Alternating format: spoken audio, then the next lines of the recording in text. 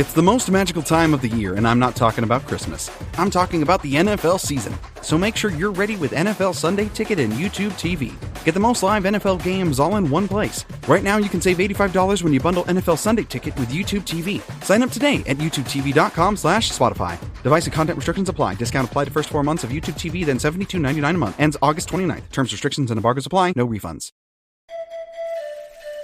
For a limited time, Outback Steakhouse has a 3-course meal called the Aussie Aussie Aussie! Oi, oi, oi. With so many mouth-watering options starting at just $14.99, the Aussie Aussie Aussie oi, oi, oi. Is a deal worth celebrating. Start with soup or salad, then your choice of select down under entrees, and for dessert, a New York-style cheesecake. New York? That's not Australian. The Aussie Aussie Aussie! Oi, oi, oi. 3 courses starting at just $14.99. Available at Outback Steakhouse. No rules, just right. Listen closely. That's not just paint rolling on a wall. It's artistry.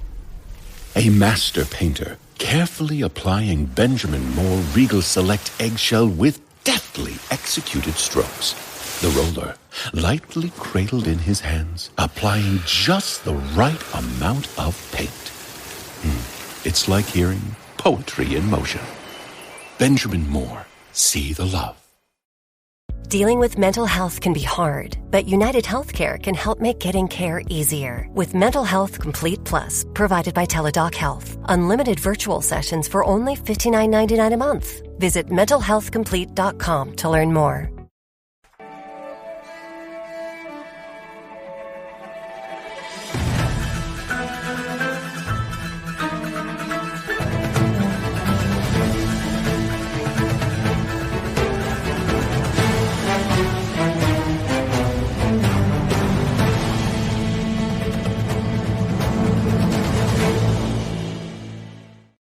What is going on, everybody? Welcome to Birds of the Round Table, Week 2 Eagles training camp. We're breaking it all down, getting you ready for Eagles versus Ravens in just a few days. Joining me, he is David. Go give him a shout out on X at PHA Eagle News. What's up, David? Doing great, man. Finally get to talk about a game. We got a game every week for the next 5 months. It's crazy. Oh, man. It's going to be so much fun, dude. And we got to lead off before we get into Stock Watch. You were there. You were at training camp. Any, quick reaction to that? Yeah, I mean, I would say if one observation is the vibe is just completely different. There is happiness everywhere. I guess a lot of the social media things people have seen now, like with Jalen driving the cart around with the coach and everything else. But, on Monday, it was hot as Hades out there, man. It was 95 degrees.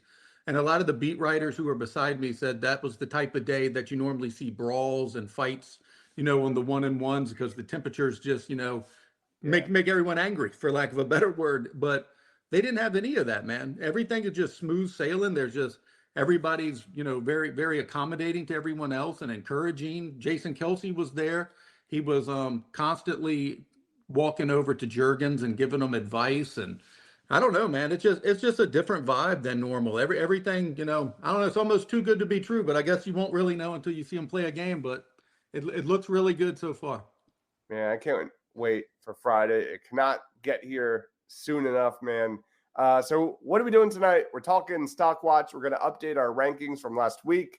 We're going to get into our top names to watch on Friday. We're going to talk players with the most to win or gain from Friday, players with the most to lose, and then we're going to just wrap it up quickly with our final question: what constitutes a successful preseason number 1 for the Birds? Let's start off with quarterback here, David.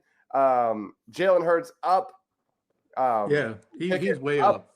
Yeah, I know. I wish I could have another column here because he's put together one hell of a training camp. The speed, he's hitting guys. He's got chemistry with some other guys that we're going to be talking a lot about tonight. That personally I didn't see coming. Kenny Pickett's trending up. Is he still trending? I don't know, man. I think it's still a battle between him and McKee. I would have said it 2 days ago that it was Kenny Pickett was probably trending up, but I'd put him in neutral now. I like it. I still think he'll probably win QB2, but I don't think it's as sure a thing as it was, 7 days ago when we first discussed this. I'm good with that. I'm excited to watch Tanner McKee, man. I feel like we don't talk about him enough. Yeah, I agree. Not just some camp body, man. Tanner McKee's got a good arm. I think he's a really good fit with Kellen Moore. Have you heard anything about Will Grier? I have not.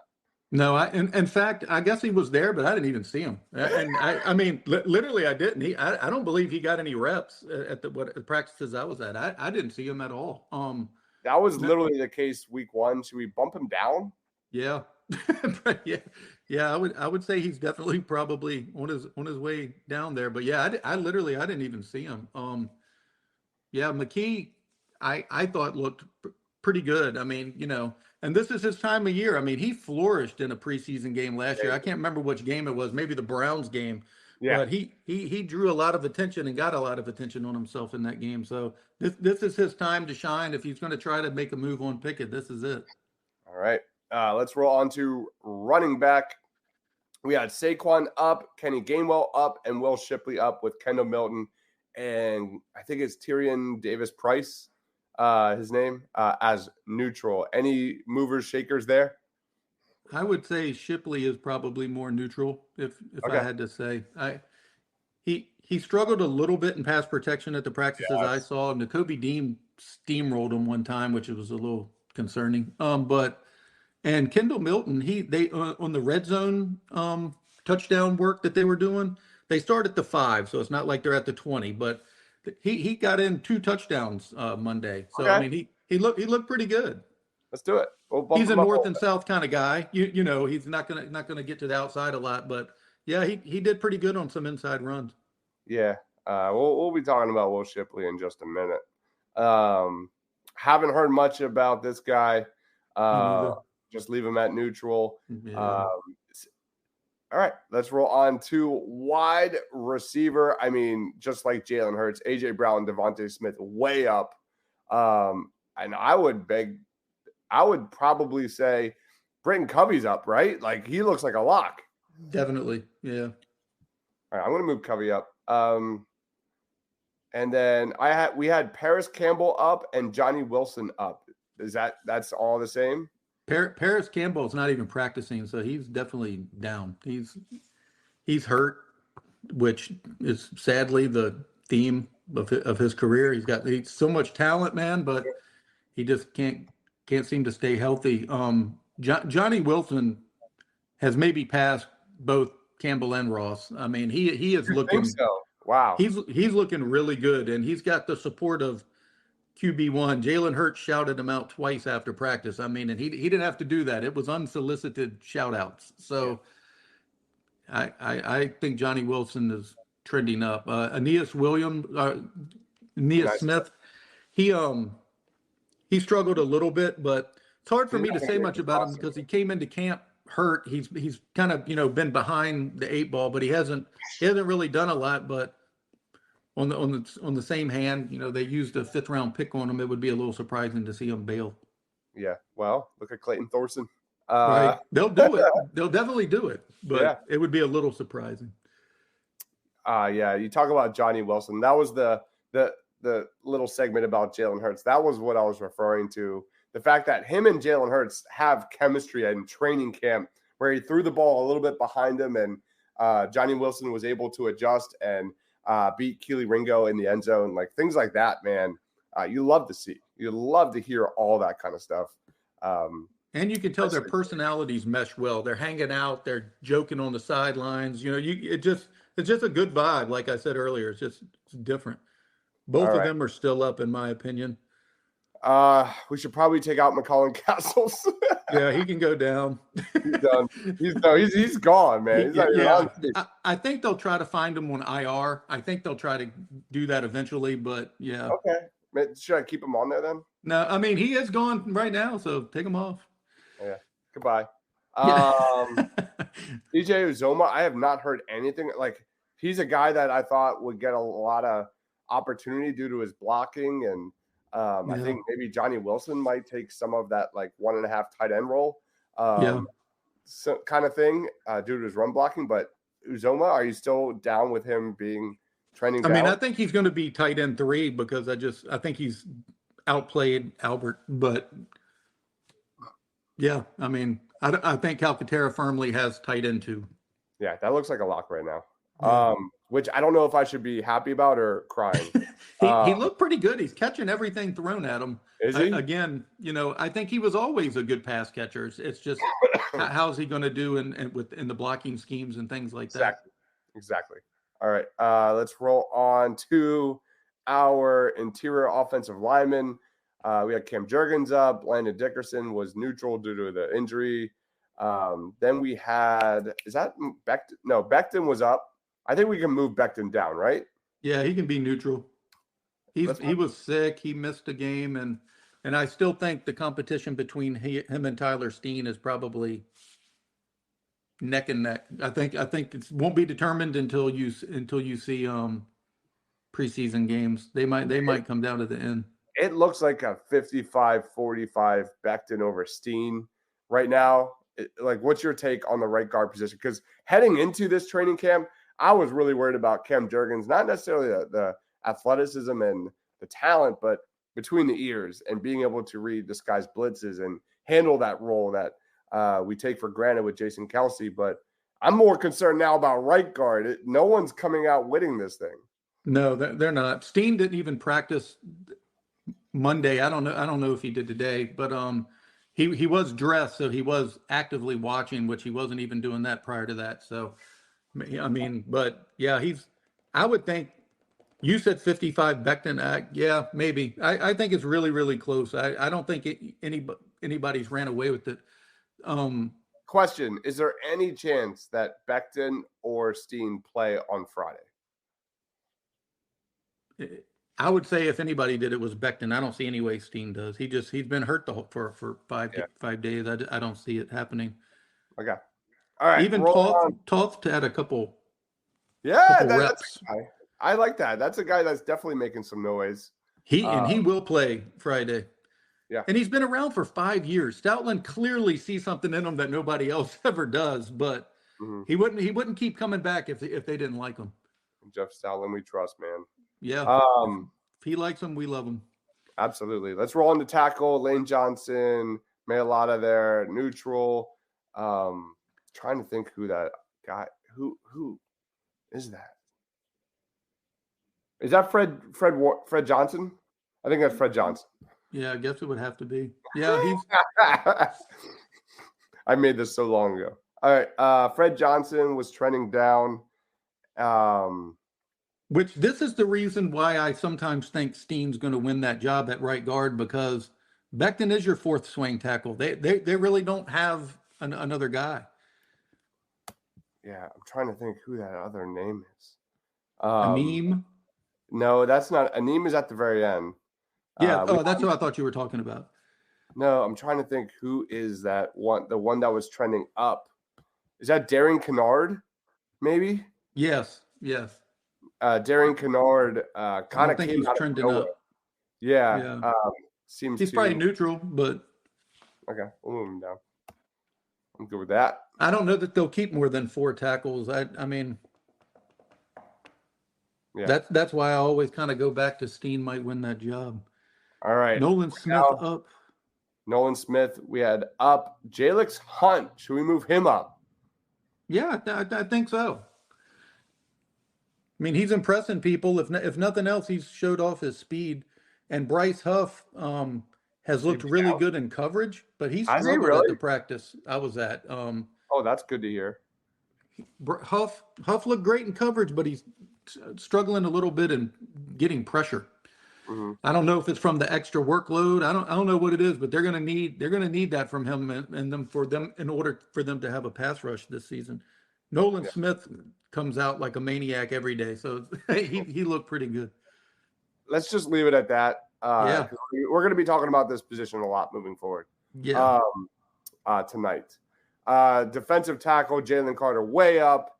Are you still good with? I mean, Jordan Davis, I think, has had an overall very good camp. Is that your take? Yeah, I agree. Yeah. All right.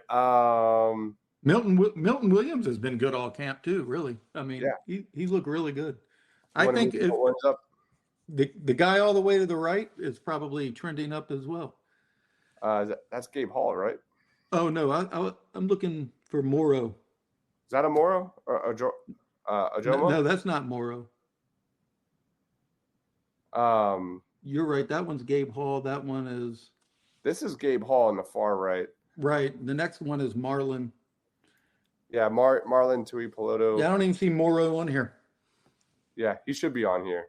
Yeah, and his arrow is up. He has the personality and the talent to become a fan favorite. His attitude is perfect for the position. He looks like he could have a breakout season. He's disruptive on every single play, man. He's definitely trending up. Let's put him on here. He's got to be on He's probably DT4 at this point. I think he's probably past Marlon. Yeah, we're going to be talking about Ojomo a lot tonight. All right, there we go. Let's move him up. Gabe Hall, I haven't heard much about. That's a guy that I was hoping to surprise. It's a shame, but let's roll on to our next position, and that is linebacker. We had Bond and Devin White up. We had Jeremiah Trotter, Nakobe Dean neutral. Ben Van Sumeren, is that Ben Van Sumeren? Yeah. We had him up. Is he still up in your book? He's up because he's probably taking Oren Burks' spot on the 53. And yeah, you're right. Trotter is up. Trotter up. He's definitely up. He's looked very solid versus the run. It's like him and Johnny Wilson, two guys that I didn't really expect much out the gate, and they're turning some heads. That's really nice. We'll get into that very soon. Cornerback, Darius Slay neutral, Quinyon Mitchell up, absolutely. Isaiah Rodgers and Keely Ringo up. I'm good with that, right? Yeah. Slay is clearly the best corner on that team still, though. I mean, he looked really good. I don't know if his stock is up because he was already good, but he looks really good. Keely and Rodgers, that's gonna be a good. I wouldn't be able to call that now for anything. Yeah, I'm still sticking with my guns. I said as Isaiah Rodgers. I do too. Training camp. Ryan is very much team Keely Ringo. I just like the fact that you have those guys on the outside and you're taking advantage of Quinyon Mitchell's athleticism and twitch in the slot, and they're kind of going to ramp him up slowly. I think him in the slot and is going to have more impact than maybe a CB2 and Isaiah Rodgers or Keely Ringo, who I think project better on the outside anyway, if that makes sense.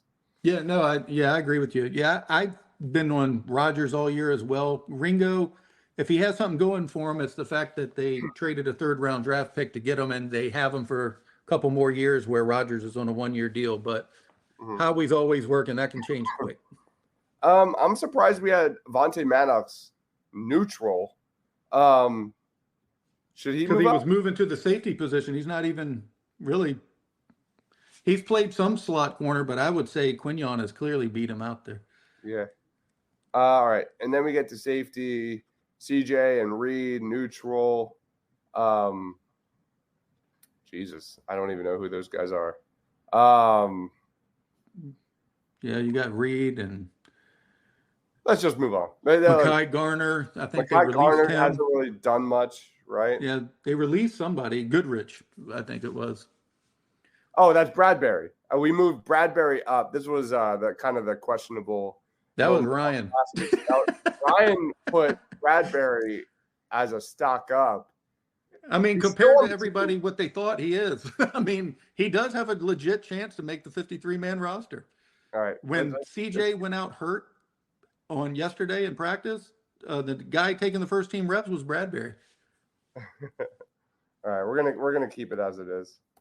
All right, and there is our stock up, stock down watch for the Philadelphia Eagles.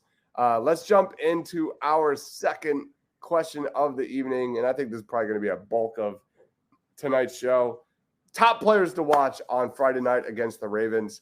Do you want to go first, or do you want me to go? I don't know who is on your list, but I have at least 5 guys. Yeah, go ahead. Yeah, I mean, I think this starts and ends with Nolan Smith. That's the guy I really want to see on Friday make the biggest leap in terms of just how he's utilized by Vic Fangio in this defense and just looking like he belongs. That's what I want to see. Like, I think he's one of the bigger breakout candidates of the Philadelphia Eagles. Everyone was disappointed in how he was utilized under Sean Desai, and he's not a straight up edge rusher. Like, I think he needs to be utilized in more exotic blitzes and more stunts, and that's what I want to see. I'm not expecting Vic Fangio to show us some amazing blitzes with Nolan Smith, but I want to see him kind of be used as a chess piece, a guy that can be put in a position to succeed, whereas athleticism pops. That's what I want to see from Nolan Smith on Friday. What about you, man? I want to see their first pick. I want to see Quignon, man. I want to see him out there. I want to see how the speed of the game and the complexity of the NFL, how he processes that, even if it's just for, a quarter or whatever. I'm really looking forward to seeing him. And it's a different role for him out there as well. So I kind of looking forward to that. Sorry, man. How about Nakobe Dean? Let's talk about Nakobe Dean. I know he's on your list to talk about later, but if there's a guy that needs to prove himself, like, he's got to be on a short list of players for the Eagles. Man, missed some of the OTAs.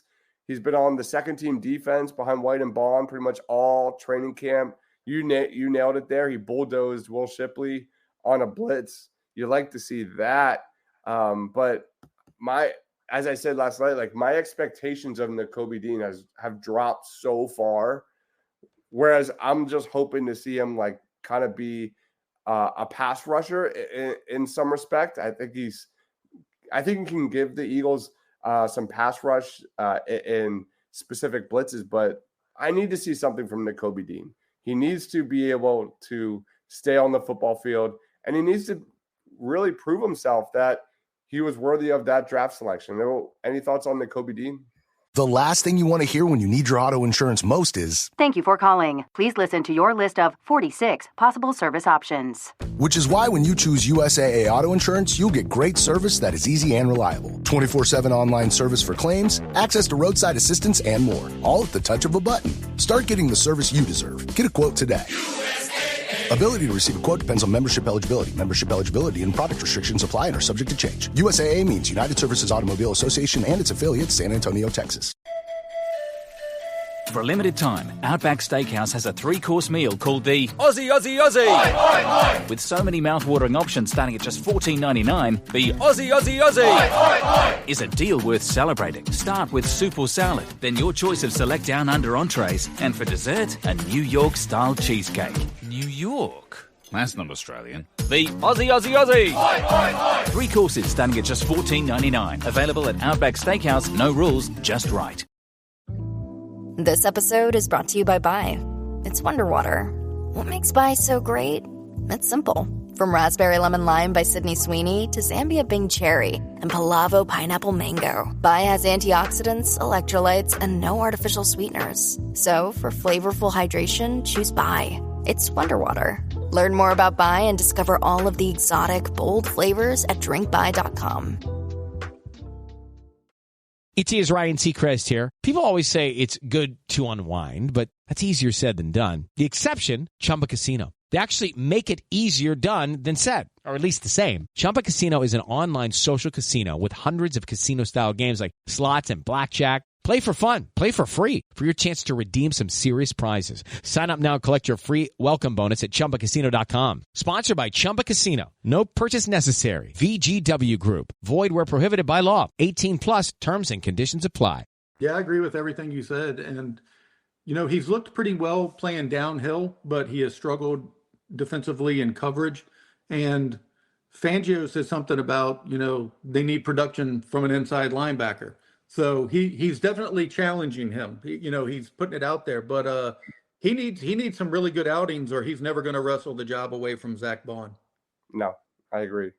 He's definitely on the outside right now. Luffy says Dean's peak was that 4th fumble in the preseason last year. Oh man, like, he's just a guy I've been rooting for so long. Just show us something, Nakobe.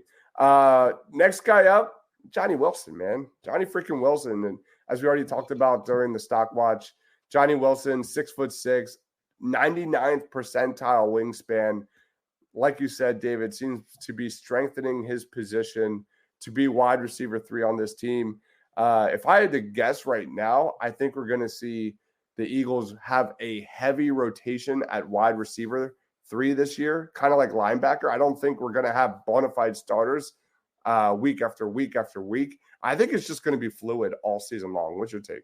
I agree with that completely. Yeah, I think it's 3 guys vying for wide receiver 3 reps. I think it will be like a three-headed monster, including another guy I was going to bring up, Britton Covey, who has looked really good in the slot, man. Now he's not going to be an outside receiver. He doesn't have the size, but he's been very shifty. He keeps getting open, and a combination when you want size and speed, because Johnny Wilson, he's not just tall. The guy can run like 21 miles an hour at GPS in college. Yeah. I mean, he's got some wheels too, man. Next up for me, Jalen Hunt, man. This is a guy that I'm so ready to eat crow on. As I said many times, he wasn't in my top 100. I was surprised when they drafted him due to being a 23-year-old rookie that, is raw and needs at least a year or two to make an impact. And he's been fast at training camp. He's been making an impact. He's a guy that I think could be somewhat of a chess piece for Vic Fangio, almost having plus versatility and odd man front. So it's clear that he's one of Vic Fangio's dudes. Let's see what he's got on Friday. Jalen Hunt, any thoughts? I agree with all of that. I mean, he can dominate blockers. He's got really good speed. I mean, he is a bit undersized, but he gives you everything that you mentioned, and he's very popular amongst the teammates. He's always upbeat. He's running around. I mean, he's willing to learn. So I think the kid could really, really endear himself to the fans and to the team with a good performance. And last but not least, at least for me, is Will Shipley, another guy that somewhat like Jalen Hunt. He was not nearly on my top of the book, my big board during the draft process at running back. But Will Shipley, like you said, David, has to show me something in pass protection. He's got to show that he belongs on the football field, especially on those third downs. And he's got to be able to guy that can hit outside runs, especially in that zone rushing attack. He's got to be able to catch passes in the receiving game. I want to see Will Shipley get a good amount of touches on Friday, and I think there's a chance we get that. Yeah, I agree. Yeah, with all of that. Yeah, because some people worried about his pass pro, but he was pretty decent at it in college, and he's a pretty good receiver. He's another guy who's shifty and can be a problem and hard to tackle at times, but he's the exact kind of player you want to see taking the snaps in a preseason game. The surprise of the week for me was Nick Sirianni's comp of Danny Woodhead for Will Shipley, who we all know Danny Woodhead was an amazing dual threat running back, 4.3 yards per carry on the ground, 9.0 yards per reception through the air in his career. If for me, I guess my expectations are low, but if Will Shipley can develop into half of a Danny Woodhead, I'll be ecstatic. Any takes on that? Yeah, I think they could scheme him like that. They are similar in skill sets in some ways. Yeah, I agree with you on that. I hadn't heard that. That's a pretty interesting comp. Yeah, and it makes more sense as to why they like him, because on draft night when we were doing the draft, I had about 3 running backs ahead of him at that point. Me too. And again, it's not because I disliked him. I just had a few other guys ahead of him. But yeah, that's an interesting take. I hadn't heard that. All right, let's roll on to our next segment of tonight, and that is which Eagles player has the most to gain against Baltimore. Do you want to go first? Yeah, that's fine. I'm gonna reiterate Johnny Wilson. I think he has the most to gain because he could gain some serious meaningful snaps this season. This is a guy that a lot of people didn't even have making the 53-man roster 3 weeks ago. Thought he was just another 6th round shot in the dark, but the Eagles are really pleased with his development. Again, like I said, Hurts and he have a really good rapport. You can tell they're building a foundation there and a friendship. And I wouldn't count him out. I don't know I haven't seen him work with the other quarterbacks very much, so I don't know, how he's going to look with Pickett and McKee or Greer, who I guess could play a lot of snaps as well. But I do think that with the way the offense is set up and with Paris Campbell out, that he is positioning himself to have a much larger role than anyone anticipated. Was there any glimpse of Johnny Wilson working out with the tight ends when you were there? No, but he did line up in that quasi kind of tight end, like Jack Stoll kind of role a few times, like on the line for running plays. My take is like they're not showing that. Like they're not talking about it for a reason.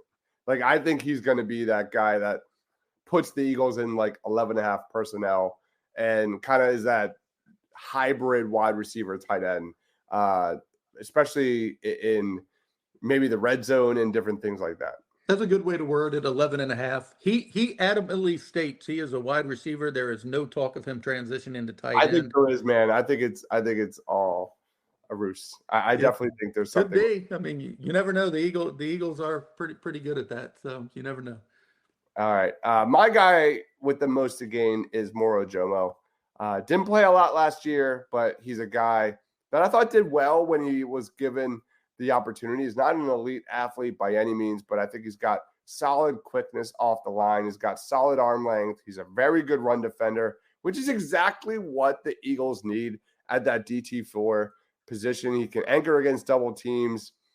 I think he's strictly an early down defensive tackle, especially this year, but I think that solves a big issue for the Eagles' depth at that position. He's probably behind Davis in terms of being a guy that can play a gap and a half role and be a happy medium between single gapping and two gapping. But I think it is so important for the Eagles defense, which is going through a transition year, for me at least, to be really successful on early downs this year. And I think as a team overall, I do have some concerns about this run defense, whether that's Vic Fangio's system, the personnel, the edge rushers, you could go on and on, the depth at defensive tackle, the linebackers. A little undersized.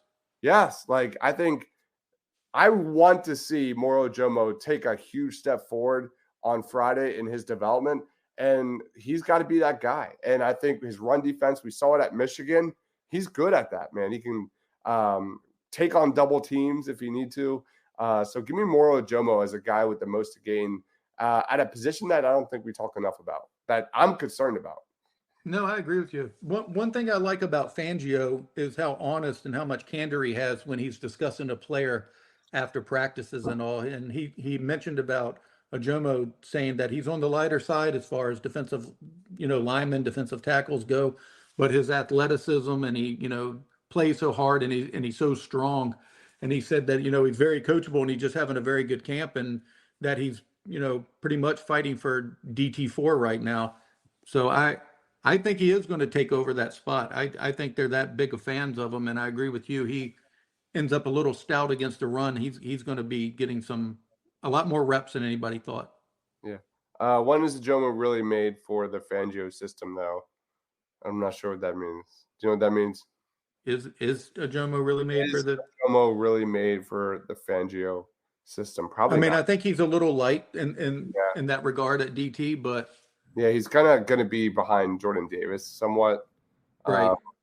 But the way their scheme is, and Fangio's experience, I think that he can do whatever he wants to make a player fit his defense. Yep. All right. Let's roll on to our next question. Who is the Eagles player with the most to lose? Do you want to go first or second? You can go ahead. Yeah, for me, it's got to be James Bradberry. There's a lot of questions in play. Does he play special teams on Friday? Can he be a reliable tackler to be a safety? Like defensive tackle and tight end that we've talked about, like the Eagles don't have a lot of depth at the safety spot right now with Cooper DeJean still recovering from injury. Bradberry is not only fighting for a spot on the Eagles 53, but he also might be fighting for his career in the NFL going forward. I think it's worth noting that Bradberry was initially recruited by Arkansas State as a safety. He's played there in high school. He's got 615 career NFL snaps in the box, 51 at free safety. And we've seen the Eagles in the past and the Giants, honestly, kind of utilize his size to want to utilize him one-on-one against tight ends in previous years. So we'll see what happens, man. But I think the most to lose has to be James Bradberry, who's fighting for his life. Yeah, I agree with that completely. He could lose his roster spot, and he knows it. That's right. why he. You're right. Sorry, Noom. It was Texas. I don't know why I said Michigan. And he put his hand up to change positions to safety because he's fighting to do anything he can with staying on the roster. That's what's most important to him. And tackling was a problem for him, but he's going to have to get a lot better at it. But he hasn't looked bad. I mean, he hasn't stand out, but he hasn't looked bad. But the safeties, with Sidney out, they're really thin. Yeah, I agree. Cooper DeJean cannot get healthy soon enough, man. I still to this day think that he's going to get his opportunity to start a game or two at safety, and he's just going to blow away expectations. He's going to be there for the foreseeable future. You could be right. He walked right by me, and I didn't realize how big he was. That kid is jacked, man. They wouldn't let us take pictures or videos at this point because they don't want to show what he's doing or how he's progressing. But he is big. I mean, he is really big. I mean, he is really ripped. I was pretty shocked.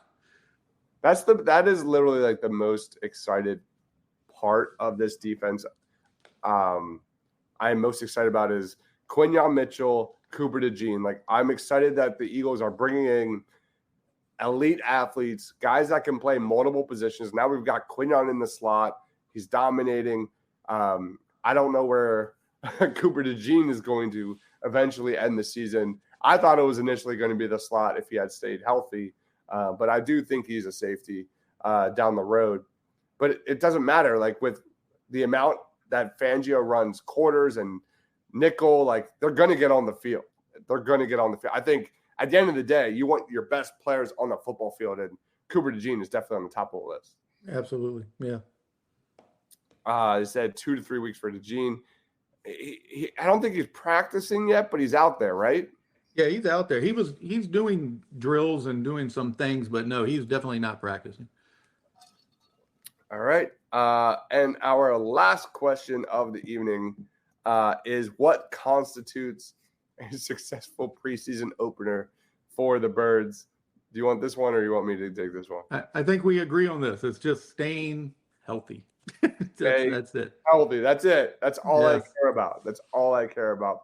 There are some guys that we talked about tonight. I want their athleticism to pop. Like, the entire point of this offseason was to get younger, faster, more athletic guys. And I think the Eagles accomplished that. And I want to see that translate on Friday. But at the end of the day, it's about keeping Jalen Hurts healthy. Whoever's on that offensive line on Friday night, just stay healthy. Jalen Hurts has looked terrific. And then especially at key positions we just talked about. Linebacker's a spot that I want to feel better about. No, I agree. That would have been my guy who I think has the most to lose is Nakobe Dean. I mean, I think he's already started losing. I mean, Bond was brought in to be like a hybrid linebacker, and he basically looks like the starter. And again, like I mentioned earlier about how Fangio has been, so honest in his, he addressed, Dean as taking a step back. And, that's pretty big indictment on him. So he's got a lot to prove in this game and in the practices the rest of the summer for him to get back into the good graces of everybody, because Fangio wasn't here when they drafted him. He doesn't have any attachment or sentimentality to him. Yeah. All right. That is our show for tonight. Quick 36-minute show.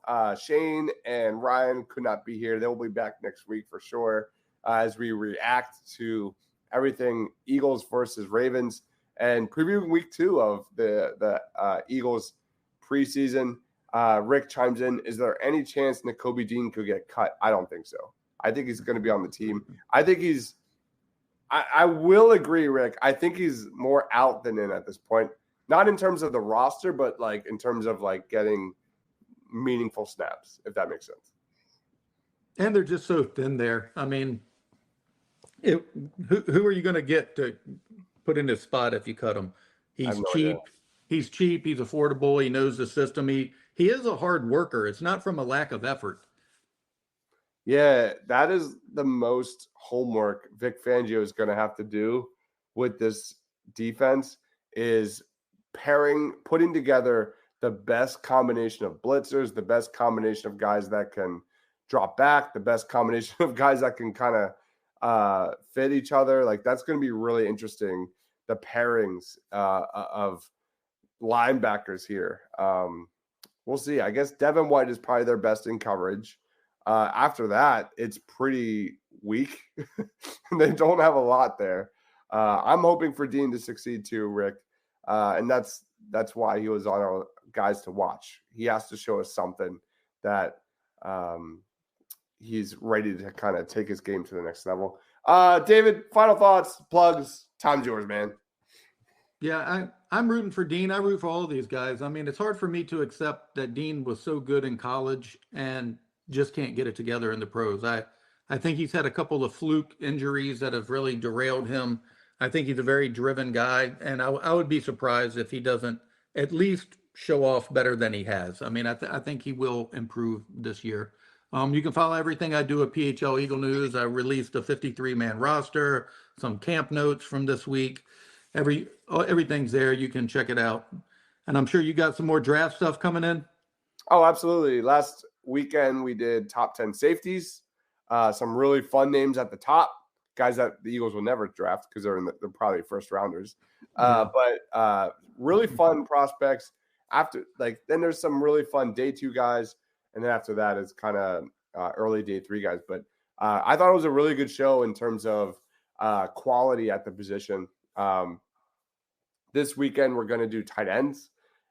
Also not great. We're trying to hit the biggest positions of need for the Birds.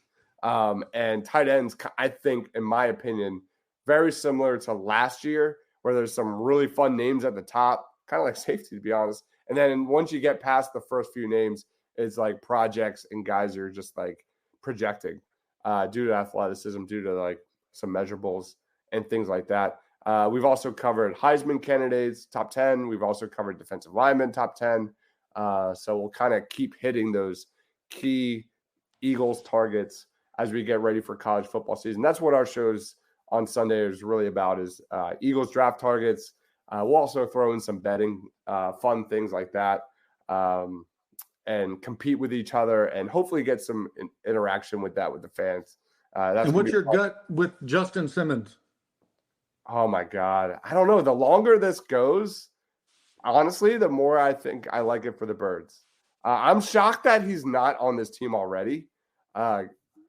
It speaks volumes to me that maybe they're waiting for Cooper DeJean.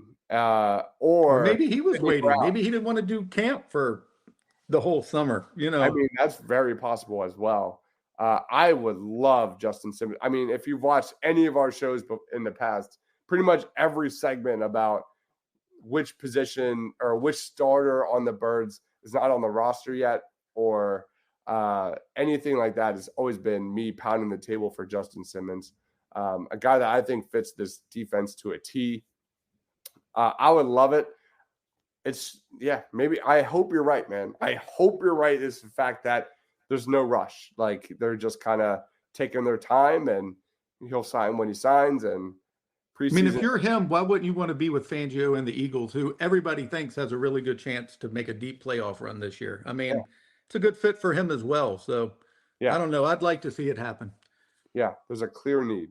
And for other plugs, Eagles Pinpool Network, to download all of the podcasts, not just this one, but there's 3 or 4 other ones on that network as well. Let me get that. Hold on. Eagles Pin. It is at Eagles Pinpool on X. There's like 6 Eagles shows on there per week. John Stolnis has an amazing podcast where he like kind of reminisces of the great Eagles moments from the past, like 2004 with Terrell Owens. That's on there. We had earlier today on the Shane page with Shane and Johnny breaking down an Eagles mailbag. They're all there, man. It's a great listen if you're a fan of the Philadelphia Eagles. So absolutely go subscribe and make sure you download as much as you can. We're going to be bringing it all season long. Friday, it's going to be really busy. I will be joining Trending in the AM with Phil, talking more Eagles versus Ravens. And then Friday night, me and Shane will be doing an Eagles halftime live for like 10 minutes where we just kind of do quick reactions, adjustments, things like that. And then we'll be doing a post-game, me, Shane, and Ryan Reese will be doing, as long as he gets his shit together with his internet. He's having some issues. Rick says Simmons' best seasons. Yeah, I agree, man. Absolutely. He was dominant. And we'll be doing a post-game breaking down winners, the Eagles game in 3 words or less. We've got some fun segments planned for all those shows, and we'll be doing it all season long. So it's going to be a lot of fun. And then Sunday, of course, we'll be doing top 10 tight ends if you're a sicko like all of us. That's what we do. Preseason and 2025 NFL draft content, and we're in the grease. We're in the grease of football season. I feel like it's dirty, but we love it, man. So anyway, thank you everyone for watching. He is David at PHL Eagle News. I am Deibs, Mr. Crockpot on X. Thank you everyone for watching. We'll see you on Friday night for post game and halftime. For David, for myself, stay awesome.